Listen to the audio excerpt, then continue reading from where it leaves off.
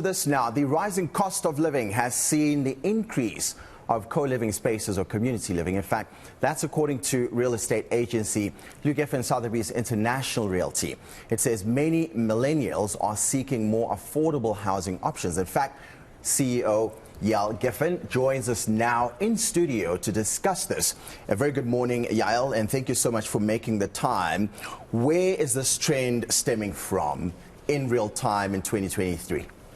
So if you think about what happened during COVID in terms of co-working situations, it's only normal that the same happened with co-living situations from an affordability point of view. Sure. And a social point of view. So if you think about friends in the olden days, young people, especially millennials or digital nomads, they want to have a base but without the commitment. You know, I love to call our millennials boundless. Right. So without the long-term leases and something more flexible so that they can go and come as they please. And security. If you're in one space, you get the security aspect, you get facilities like gyms, you pay less for more. So that's why it's a big trend, and we're only at the beginning of the trend, and we're really going to see it spike.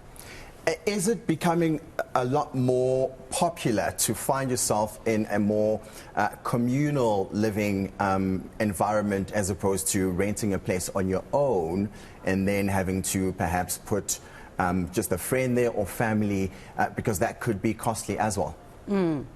I think the younger generation really goes for this co-living space, not just the younger generation. So I'm a single mom. Okay. And there's a new trend as well called mommunes. Right. Mommunes. So it's moms all living together with their children in a community situation as well. You have your rooms, your own bedrooms, as well as shared living spaces. But I think people are just wanting to be more social, more exposed, and have more help and share resources. So yeah, it's on the rise, and I think we're going to see more of it. When I lived in New York City, I lived there for 4 years, and I had constant roommates, and they become your family. Right. At times it can be frustrating sharing a bathroom, but you know, you can have your own bathrooms in these spaces and share communal spaces like a kitchen and a lounge, and then go to yoga class later or go and to the gym. So it's lovely for young people.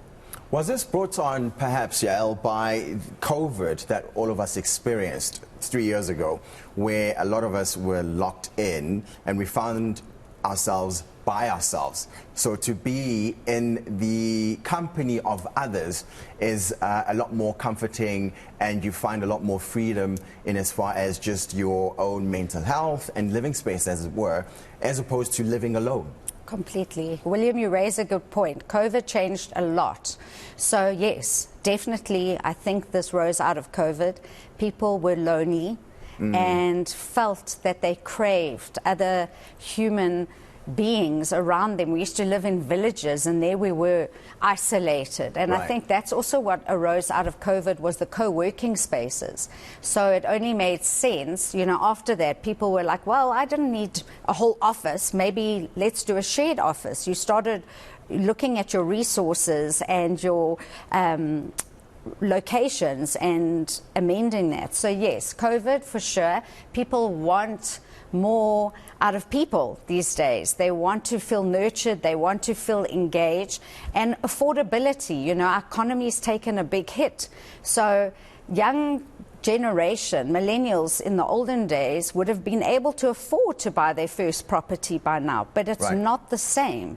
You know, our cost of living is high. So if you take those two circumstances into consideration, that's a definite reason why this is trending. And when we talk about location then, where are these trends propping up? Is it in particular the big metros around South Africa or even elsewhere? I would say definitely the urban areas, the hip areas, the big metros, unless you're wanting to find some people go and live on a farm and get that kind of isolation farm environment, but those would be holiday communal properties. Right. But yeah, the big metros with access to everything hot that's around, whether it's gyms or their workplaces or transport near the trains. Sure. Yeah. And those amenities are very important, right? The actual cost of it with a rand value, where does that sit, Yael? I mean, what advice do you have for someone wanting to go into a co-living space and wanting to save a buck, as it were? So how long is a piece of string? Because it depends on your area. Right. It depends on what you're looking for. It depends on how long you want to be there, how long the lease agreement is. And also one thing, William, that one also has to consider is conflict resolution. When you're in these spaces, it's all great when everyone's getting on, but you have to have some rules about if there's conflict in the house or the living spaces. I've been there, 4 years in New York City, been there, done that, but it's very, the benefits outweigh the risks, and it's a lovely way to live for young people, a very social way to live.